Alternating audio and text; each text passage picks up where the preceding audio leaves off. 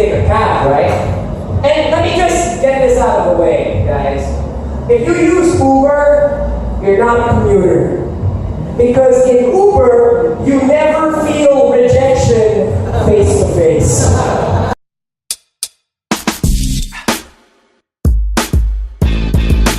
What's news? This isn't. Public transportation.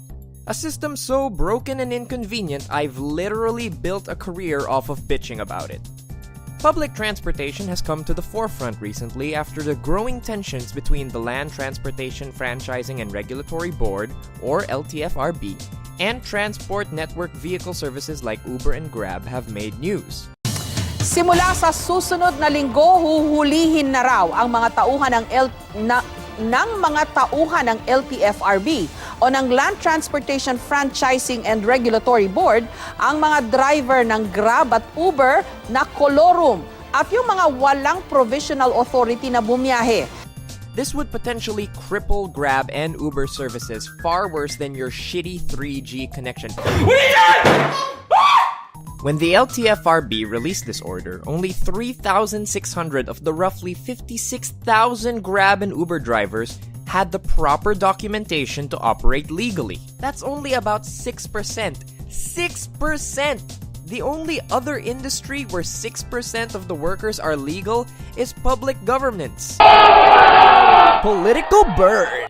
The internet has gone insane by attacking the LTFRB for their threats to Uber and Grab. Petitions, memes.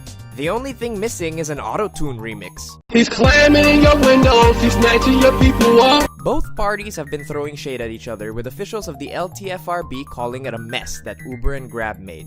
Meanwhile, Uber and Grab have been rallying strong public support with their petitions. Grab even released a discount for its riders that used the promo code LegallyGrab. Ooh, sick! They might as well have called the promo code a fuck you LTFRB or LTFR bitch. The fact of the matter is, though, that there's a lot of blame to go around in this situation. The order didn't come out of nowhere. It all stems back to 2016 when the LTFRB placed a moratorium on applying TNVS drivers to limit the number of TNVS operators in the area, while they try to come up with better regulations for the emerging technology. Uber and Grab personnel heard this proposal and gave it the same response a taxi driver who doesn't want to go where you're going gives. Which isn't surprising. Uber has a long history of operating despite government crackdowns and operations all over the world. Uber is gangsta, yo. They gangsta. Oh my god, that was the whitest thing I've ever said in my life. So for a full year, Uber and Grab kept hiring and activating the accounts of tens of thousands of new drivers, none of whom could legally get their accreditation thanks to the moratorium. Uber and Grab essentially became the bad boys of the public transportation game. They break all the rules, but they're so damn cool. The LTFRB have made some accommodations, even going so far as to open a one-stop shop to rush the applications for some of the drivers. Meanwhile, both Uber and Grab have filed motions for reconsideration to try to get their drivers to continue to operate. Hey, LTFRB, so we bend a few rules, so what? We got a beautiful thing going here. Honestly, what did the LTFRB expect? Public transportation in the Philippines has been a pain in the ass for years. The trains simulate the life of tuna, the jeepneys are held together by prayers, and the taxis are subject to systems, regulations, and quotas that fuel the worst habits of these drivers, leading them to rejecting passengers and demanding extra fees. Also, it smells like someone took a shit in the back seat. This car is a toilet. These conditions have driven the Filipino public to a point where they depend on these apps.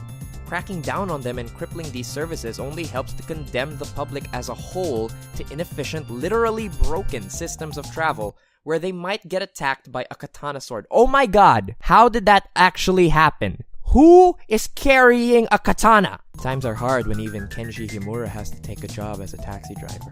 In conclusion, is the LTFRB at fault? Yes, but so are Grab and Uber.